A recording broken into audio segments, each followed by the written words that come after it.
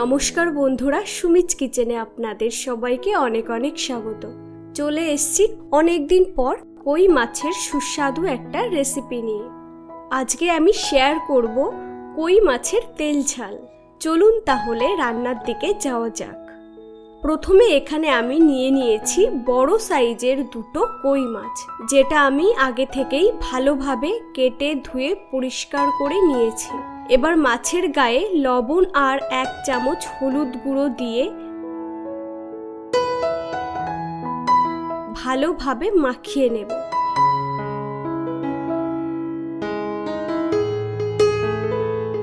এক চামচ গোটা জিরে, দুটো মিডিয়াম সাইজের পেঁয়াজ, 7-8টা শুকনো লঙ্কা, 1 ইঞ্চি মতো আদা, 7 থেকে 8 কোয়া রসুন, এই সমস্ত কিছুর একটা পেস্ট তৈরি করে নেব। ফ্রাই প্যানে 1 কাপ সর্ষের তেল দিয়ে গরম করে নেব। গরম হয়ে গেলে মাছগুলি ভেজে নেব।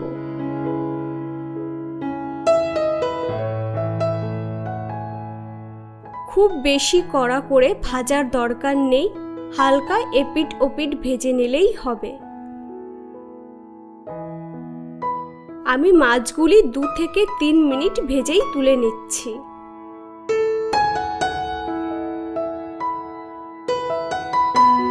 ফোড়নে দিয়ে দেব একটা তেজপাতা, একটা শুকনো লঙ্কা আর গোটা গরম মশলা।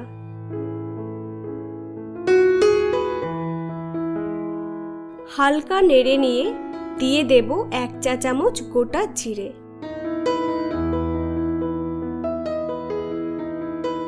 এরপর দিয়ে দিচ্ছি মশলার পেস্ট, 1 চামচ লবণ, 1 চামচ হলুদ গুঁড়ো। এবার সমস্ত উপকরণ ভালোভাবে মিশিয়ে নেব আর দিয়ে দেব 1 কাপ পরিমাণ জল।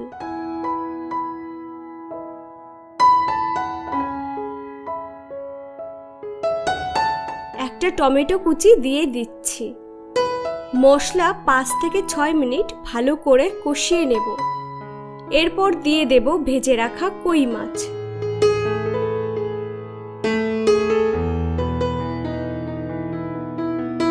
মাছগুলি ভালো করে মশলার সঙ্গে মিশিয়ে নেব আর ঢেকে রান্না হতে দেব 5 মিনিটের জন্য। এরপর ঢাকনা খুলে হালকা হাতে একটু নেড়ে নিয়ে দিয়ে দেব 1 কাপ পরিমাণ জল।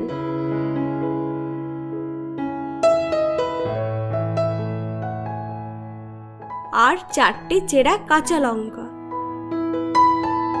ঢেকে 5 মিনিটের জন্য রান্না হতে দেব। 5 মিনিট পর ঢাকনা খুলে ধনেপাতা কুচি দিয়ে দেব আর 1 চা চামচ গুঁড়ো গরম মশলা। ভালোভাবে মিশিয়ে নেব মশলার সঙ্গে। আবারও ঢেকে দেব 1 মিনিটের জন্য, যাতে সমস্ত ফ্লেভার মাছের গায়ে ঢোকে। এরপর ঢাকনা খুলে গরম গরম পরিবেশন করুন ধোয়া ওঠা ভাতের সঙ্গে। কই মাছের তেল ঝাল রেসিপিটি দেখতে যতটা সুন্দর হয়েছে, তার থেকে খেতেও কিন্তু বেশি সুস্বাদু হয়েছিল।